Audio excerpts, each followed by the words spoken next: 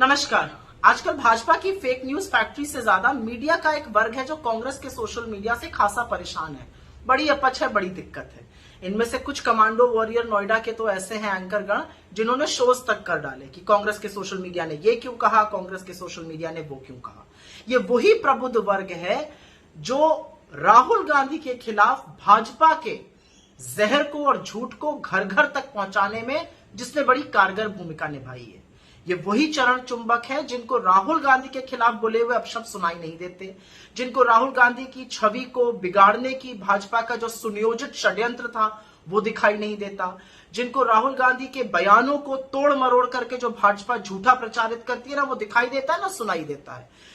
इन बेचारों को तो कांग्रेस की पूर्व अध्यक्ष और एक शहीद की पत्नी के खिलाफ बोले हुए घिनौने गंदे झूठ जो खुद प्रधानमंत्री ने बोले हैं वो भी सुनाई नहीं देते।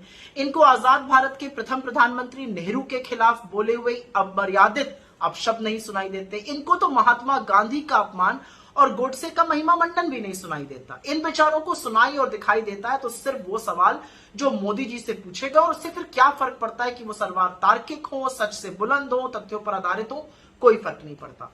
तो मेरी ऐसे लोगों को एक चुनौती है और भाजपाइयों को भी चुनौती है। एक वाक्य ऐसा बता दीजिए जहां पर हमने झूठ का और फेक न्यूज का सहारा लिया हो। एक वाक्य बताइएगा। यह सच है कि आप एक वाक्य नहीं बता सकते, और यह भी सच है एक वाक्य ऐसा बता दीजिए जहां पर हमने प्रधानमंत्री के व्यक्तिगत जीवन पर कोई लांछन लगाया हो, जहां पर मर्यादा की सीमा लांघी गई हो। आप एक वाक्य नहीं बता पाएंगे क्योंकि हम लगातार मोदी जी की कुरीतियों पर उनके जुमलों का पर्दाफाश करते रहे हैं, आगे भी करते रहेंगे। उनको सच का आईना दिखाते रहे, आगे भी दिखाते रहेंगे।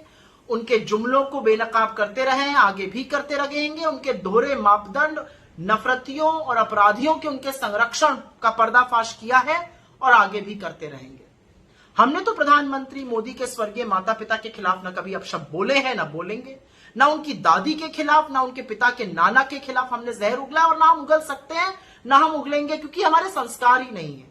हमने तो मोदी जी के नाम, उनके पासपोर्ट, उनकी शिक्षा, उनकी चाल चरित्र, उनके फलानी चीजों पर न कभी झूठ प्रचारित किया है, न करेंगे। लेकिन हां, हम उनके खोखले दावों को जरूर बयां करेंगे। हम उनके भयावह जुमलों पर जरूर प्रकाश डालेंगे, क्योंकि ये हमारा काम है।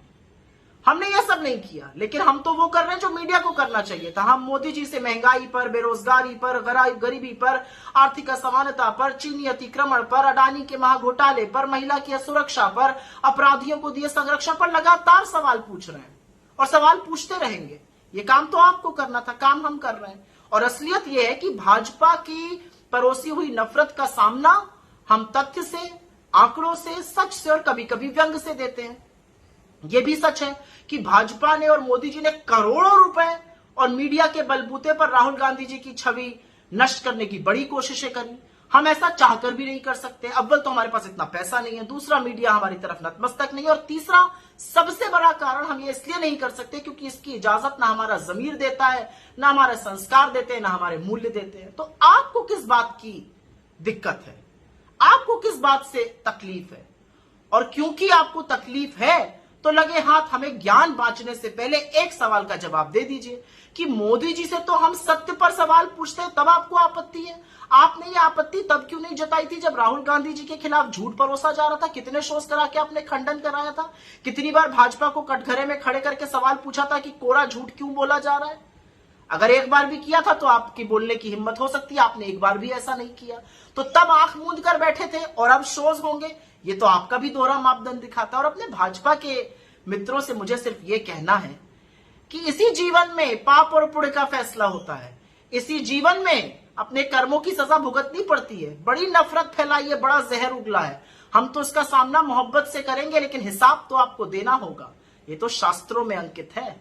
और एक ही बात कह के जा रही हूं, बोया पेड़ बबूल का तो आम कहां से होए। सोचिएगा, मंथन कीजिएगा। कल संडे है, थोड़ा शांति से इसके बारे में सोचिएगा।